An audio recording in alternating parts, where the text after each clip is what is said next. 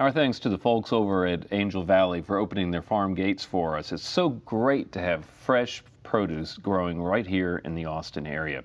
Well, speaking of produce, right now we're going to be talking with Chris Corby from Texas Gardener Magazine, and it's a real pleasure to have you on Central Texas Gardener. Welcome to the program. Well, it's a pleasure to be here. Now, this is a magazine that you've been working on for 28 years. Now, you got to tell me the source of the inspiration for it. What got this magazine started?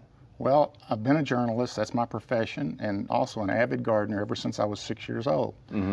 I got that interest from my grandfather, and I would notice when I'd go to get a book or a magazine to try to learn something about gardening or solve a problem, that the information was written for California or Connecticut, and it just wouldn't work here in Texas. Yeah. So I put together a team of writers, and we wrote some articles and did some trial mailings, and we were met with overwhelming success back in 1981, and we just haven't looked back since then. Well, that's great. We're so happy to hear that story. It's a similar story for Central Texas Gardener.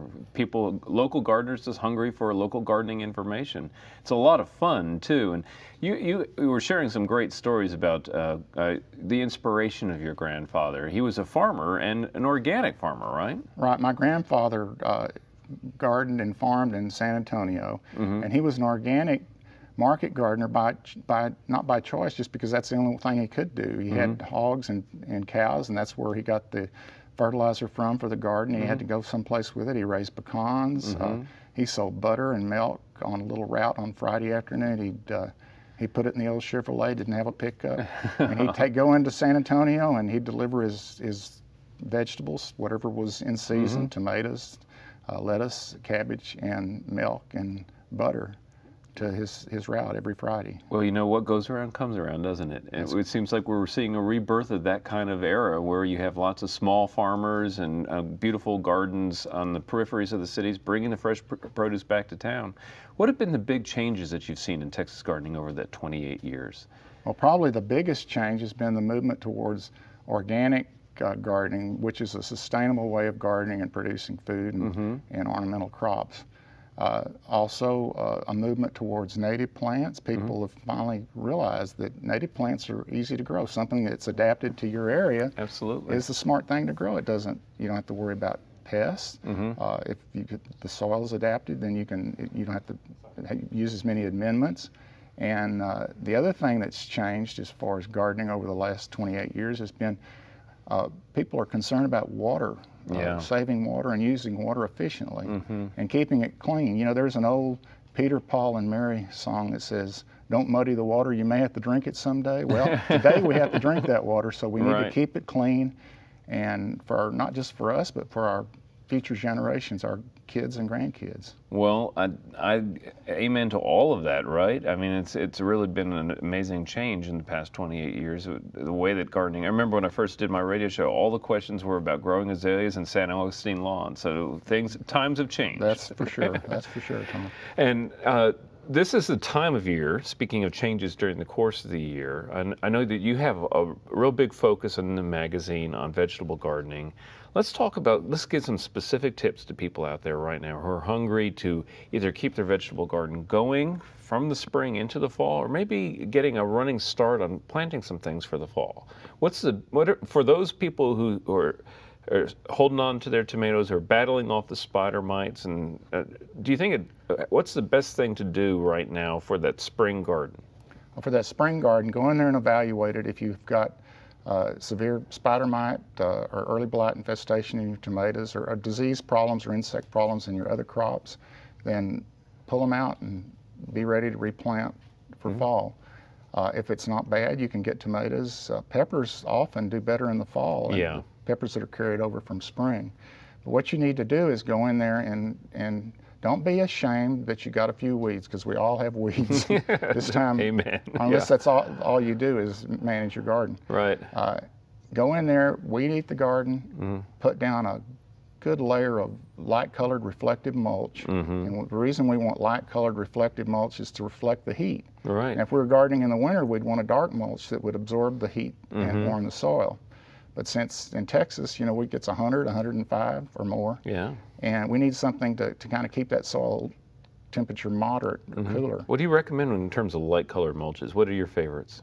Anything organic where we're recycling, and we use ground up tree bark and stuff like that doesn't cost anything. Right. Now the problem is later on when you incorporate that into the soil, it's going to tie up some nitrogen. Right. So you need to add a green cover crop or some form of nitrogen to replace the nitrogen that's tied up in the decomposition of the wood chips.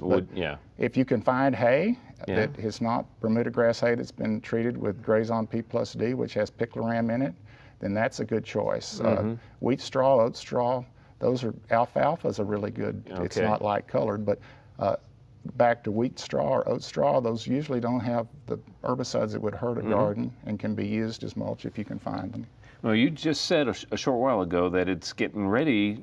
We should be thinking about for sure the fall garden, and actually the planting comes up real quick now in terms of getting things in the ground. What do you like to plant now, thinking forward into the fall? Okay, well, one of the things that's a little bit more of a summer garden than a fall garden is pumpkins. I like to plant pumpkins right now in the middle of June because the kids love them. My grandkids just get the biggest kick out of growing pumpkins. Sure. And we plant them middle of June to the first part of July. They take up a lot of space, but then what else is growing in your garden that time of year, right? Right. And they have very few pests. The only thing they need is space and water. And so that's one thing. Then there are a few other crops like southern peas, okra, Malabar spinach that could still be planted in the garden this time of year. Right. Then we need to start thinking about getting the soil ready for fall plants. And tomatoes and peppers need to go in July. Yeah. We can't wait any later than that because we won't have enough to mature the crop before freezing weather in the fall. Right. What are the big pests when you answer? I know you probably get thousands of letters and emails every year. People, what are the biggest pests that you consider to be pests? Well, the biggest pest is heat. And along with heat comes spider mites, squash bugs, stink bugs. These dirty dozen. Yeah, the dirty dozen. And I'm of the mind that I try to do things that are mechanical or organic that don't involve any kind of toxic spray, because I don't care if it's an organic toxic spray or a non-organic, it's still something that could hurt you, and I don't want to put it in my mouth. Yeah. So we remove egg casings. We look for egg casings on insects and remove them, destroy them. Spider mites, there's only one thing that'll kill them, and it's very toxic, so we'll go with a spray of water or compost tea or something, try to keep them off the plants. Yeah, but I think that works as well as anything else on so many of the pests, just jetting them off with water. It's a simple thing. And we know water's not toxic. But, not yet. We have just a short bit of time left here, and I just want to make sure that we steer people to the magazine. And the best way to get information about Texas Gardener Magazine is actually on the web right now, isn't it? That's correct. The website is the very best place to find out more about Texas Gardener Magazine. And people can be in touch with you there, and I'm sure they can find a lot of content on the web as well. We have a lot of content up on the web from past issues.